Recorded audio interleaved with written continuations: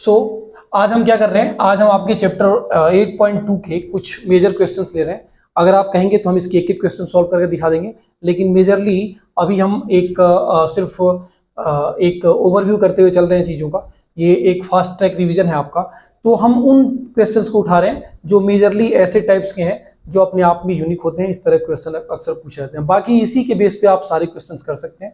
हम एक बार और इसकी एक अलग सीरीज लेके आएंगे जिसमें आपको हर एक क्वेश्चन का सॉल्यूशन दिया जाएगा। ठीक है, तो अभी हम मेजर क्वेश्चन उठा के चल रहे हैं, अलग अलग टाइप के क्वेश्चंस, हर टाइप के हम एक एक क्वेश्चन करेंगे, उसी से रिलेटेड आप बाकी सारे क्वेश्चन कर लेंगे। तो ये दो क्वेश्चंस हैं आपके 8.2 वाले में, जो कि दो अलग अलग टाइप्स के हैं। तो हम आज इनको सॉल्व करना सीखेंगे।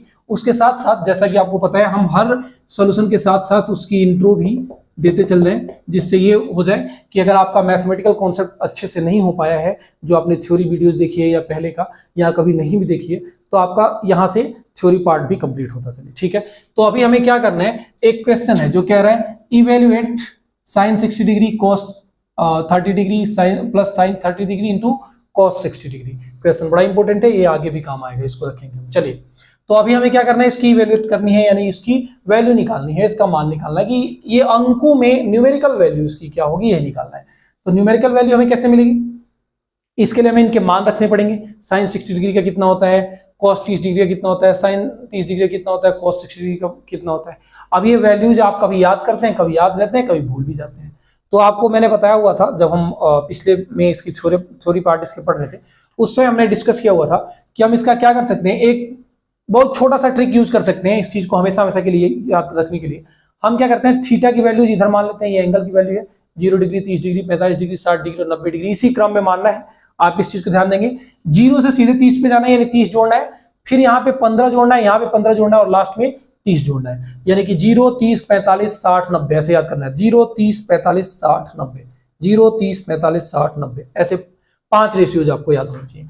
करना क्या है, हमने जो बताया था एक बार दोबारा बताते हैं आपको। स्टेप 1 में आपको क्या करना है, आपको 1 2 3 4 0 से लिखते हुए चले जाना, 0 1 2 3 4 लिख देना। ठीक है, स्टेप 2 में आपको क्या करना है, इसको अंडर रूट में लिखेंगे। पहले बार में हम अंडर रूट में लिख देते हैं, और फिर इसको क्या कर देंगे, हाफ। ठीक है, इसको हाफ कर देंगे, यानी जो आपकी वैल्यूज हैं ये यहाँ पे जो आपने लिखी हुई है, इसी को हाफ कर देंगे, यानी 1/2 से मल्टीप्लाई। ठीक है, तो आपको जो वैल्यूज है रिस्पेक्टिव वो आ जाएंगी। चलिए, तो हम इसकी बात करते हैं। पहले ऐसे हम निकाल के देख ही लेते हैं। तो अगर हम पहली बार 0 की बात करते हैं, साइन वाले में हम यही लिखते हैं, इसको आप यहाँ कंसिडर करेंगे। तो साइन में क्या है, पहला 0, फिर दूसरा 1, 45 डिग्री में 2, 60 डिग्री में 3, 90 डिग्री में 4। सबको क्या किया हमने, अंडर रूट कर दिया, और सबको अंडर रूट करने के बाद क्या किया, सबका हाफ करना शुरू कर दिया। यही वैल्यूज हैं आपकी रिस्पेक्टिव जो आपको दिख रही हैं।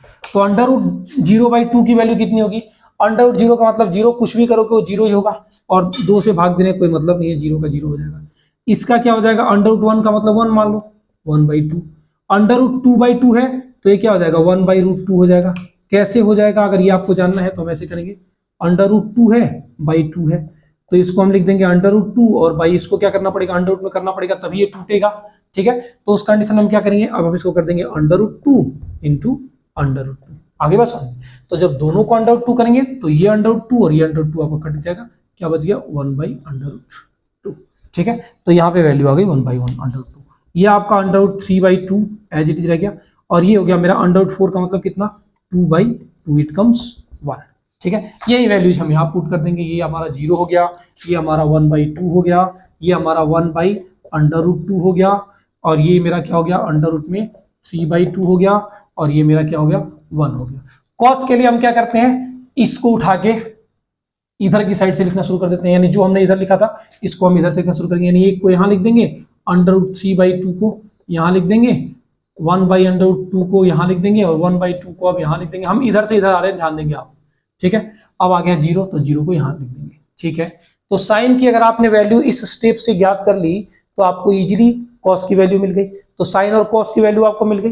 अब जब आपके पास साइन एंड कॉस की वैल्यू मिल गई है, तो आप बहुत आराम से टेन की वैल्यू निकाल लेंगे। आपको याद है एक संबंध होता है साइन कॉस और टेन में, tan theta equal to sine theta by cos theta, इसी का यूज करेंगे हम।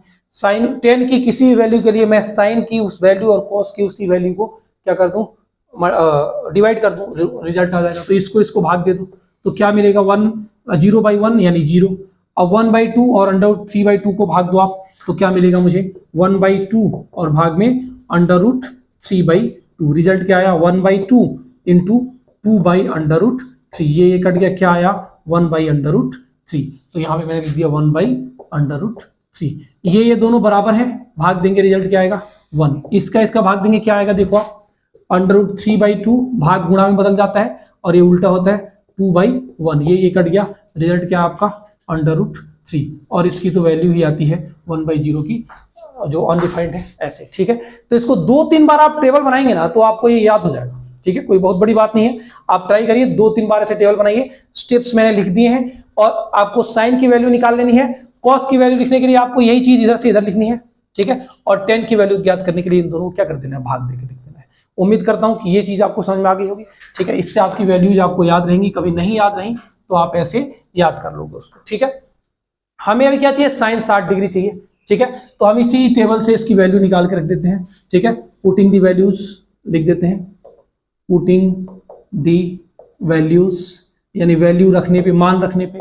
हमें पता है साइन 60 डिग्री का मान क्या है, देखो साइन 60 डिग्री √3/2।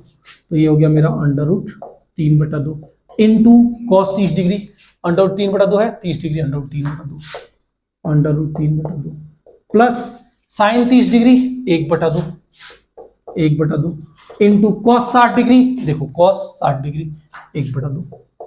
रिजल्ट क्या आया मेरे पास, √3 क्या हो गया, 3 हो गया बाई 4 हो गया। कैसे हो गया, √3 का आप गुणा करेंगे तो √9 और √9 की वैल्यू 3 और 2 दूनी 4 प्लस 1 एकम 1 2 दूनी 4 तो 3। अब इसका आपने एलसीएम लिया, इसको जब हमने जोड़ा तो यहाँ 4 आ जाएगा और यहाँ क्या आ जाएगा 3 + 1।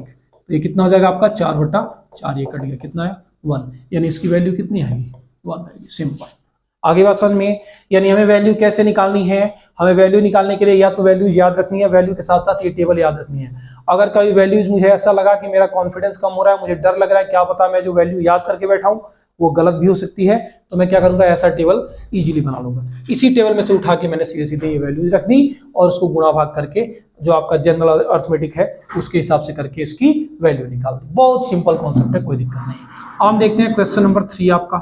इसमें क्या है दिया हुआ 10a + b = √3। नोट करना 10 के बाद यानी किसी भी रेशियो के बाद वाला पार्ट, अब तक आप इतनी देर से पढ़ रहे हैं, आपको पता है कि किसी भी रेशियो के बाद वाला पार्ट क्या होता है, वो थीटा होता है। थीटा रिफर्स टू किसी न किसी एंगल की, किसी न किसी कोण की माप होता है। आगे बात समझ में, यानी a और b दोनों एंगल जोड़ के 10 की अगर हम बात करें तो वैल्यू क्या आता है आपका √3, ठीक है। और a - b 1/√3 आता है। तो हम लिखेंगे 10a + b = √3।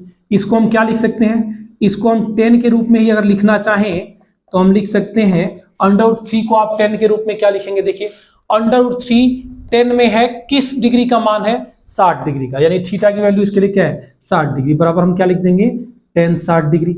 हम अब कंफ्यूजन हो जाएगी आपको, हम ये 10 60 डिग्री कहां से ले, कहीं से भी नहीं लिया सर।